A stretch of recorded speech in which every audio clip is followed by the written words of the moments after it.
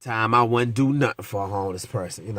I ain't trying to sound harsh. I'm just being honest, man. They got crazy stories. They got some stories for you. I think their favorite one is, yo, man, my car just broke down around the corner. I just need a couple of dollars for some gas, man, so I can make it on home. Or can you just give me $1, man? I ate all day. I just want to get me a sandwich, man. Or I just need $3 more, man. I can get me a room, man, so I can sleep in a comfortable bed tonight. I mean, they got some real compelling stories.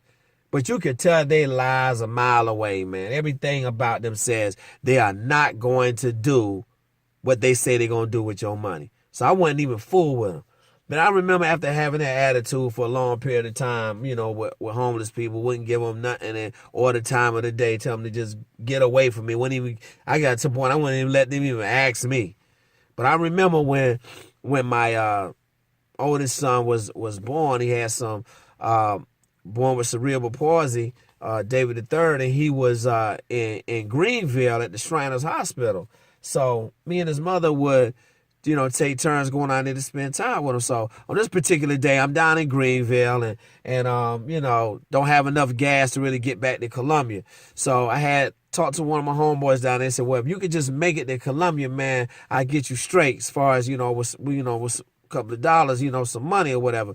So I know I had enough to get to Columbia. So it wasn't a whole lot, but I figured I could get there. So I remember I was driving back and it was raining and we had already, made a spot that we was going to meet at, exit or whatever. So here I am, I'm driving, it's raining and my hand is getting closer and closer to E. And I was just driving on fumes trying to get there.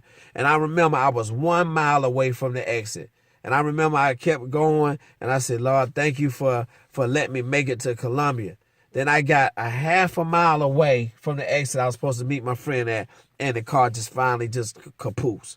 It just cuts off. So I pull over to the side of the road. It's raining crazy. I still got a half a mile to go, so I had to get out, and I'm walking. I got on Tim's, jeans, a hoodie. I got a bandana on, not because I want some thug stuff, but because I had waves, and I had the bandana holding them down. So here I was, walking on the interstate, mad. And this is before we had, the cell phones was popular. So I ain't had no cell phone or nothing. So by the time I get to the gas station, I don't see my friend there waiting. So I don't know if he has come and gone or hadn't been there yet.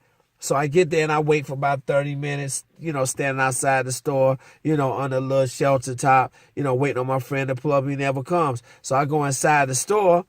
And I asked the cashiers, if I could use their phone. They looking at me like I was, a bum or something.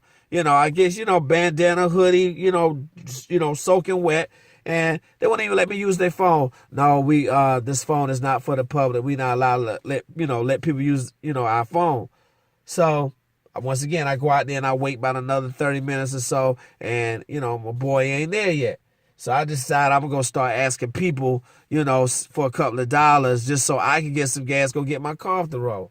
So I'm walking up to people and some people jumping in their cars, trying to get the heck up out of there like they done seen a terrorist or like I'm some type of murderer coming up to them. I mean, it was just crazy the way people was looking at me, man.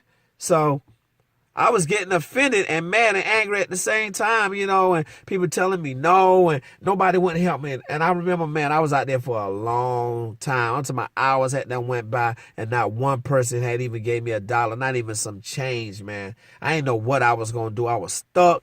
Ain't had nowhere to go. They wouldn't even, the cashiers wouldn't even make a phone call for me, much less even let me use the phone. So I was just mad, man. I remember I was standing out there in the rain, and I started thinking, man, this is what homeless people go, this is what they go through. And I was the same way that people was treating me, that's how I was treating the homeless people. And that's when it dawned on me that same day, man, that here I am. I got the same story that these homeless people that I said, be lying, and the truth ain't in them, and they got all these stories. But here I was, I had the same story as the homeless people. I had the same story. My car broke down. I just need a couple of dollars, for gas so I can get home. But I was honest and I was telling the truth. And I remember how those people made me felt, man.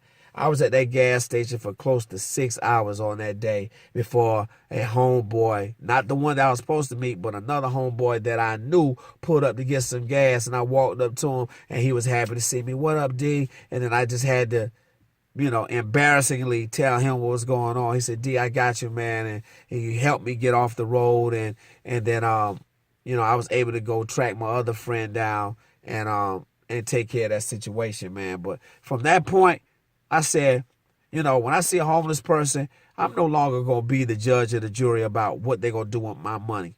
If they need some help and I see this person needs some help, I'm not going to sit there and try to figure out what they're going to do with the money.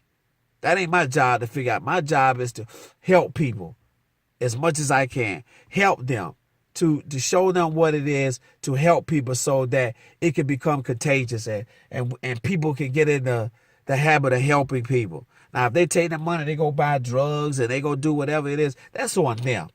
I know what I'm doing. I'm coming from a good heart.